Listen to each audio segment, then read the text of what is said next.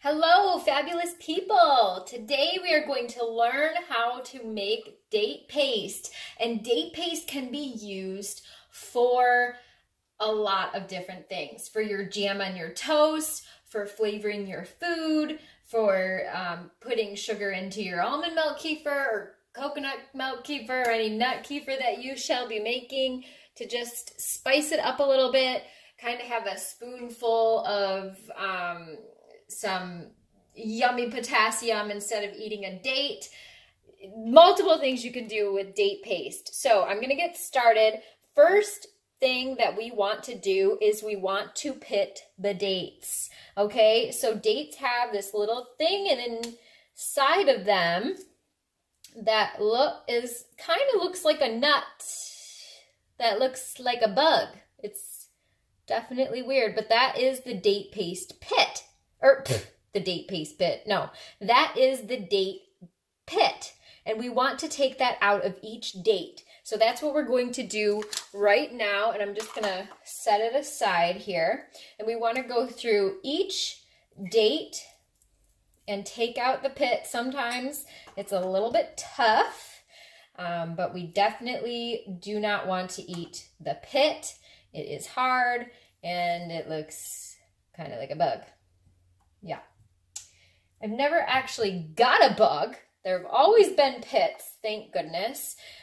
You also definitely want to use non-GMO, of course, dates, and organic if you can, of course, always. But if you cannot afford organic, then just make sure that you're kind of rinsing them off.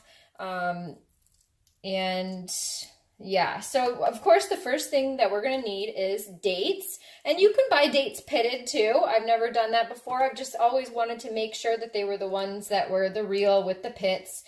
That's what I like to use. But you could buy dates that are pitted already.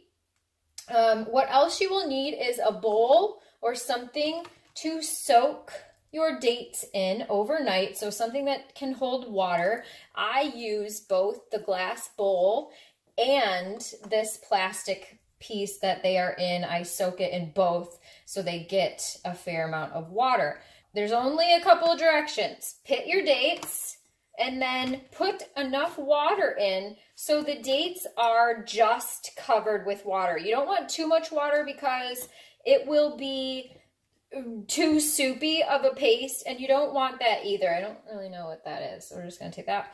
So you don't want that either. You just want it enough to be covered. Okay, so you got my water here, and this is filtered water. Make sure that it is filtered water that you are covering your dates with.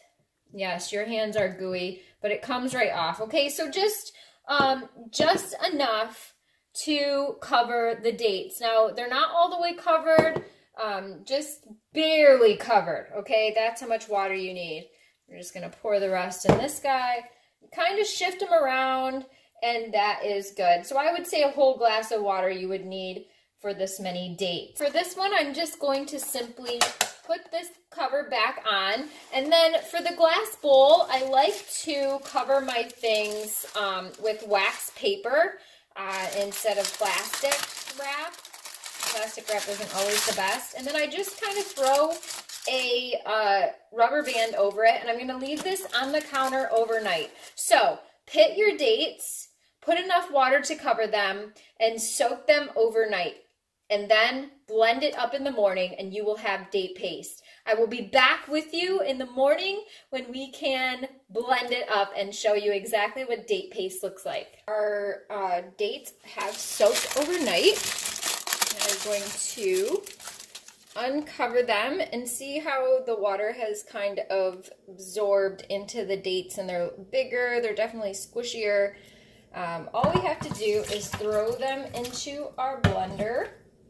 And I do all at one time. If you can. If you have like a NutriBullet or something, you might not be able to do them all at one time. If you think you soaked them in too much water, just dump some out. That's okay.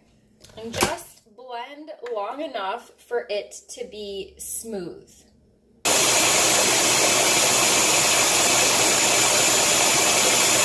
can see that it is all blended up. I'm gonna put it in my little container here.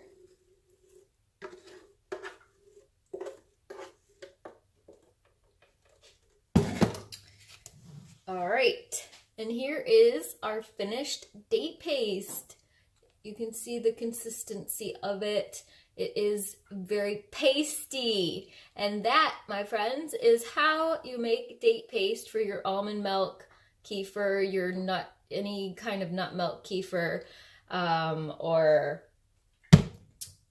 jelly on your toast, whatever you want to use it for, baking. There's a bunch of things that you can use date paste for.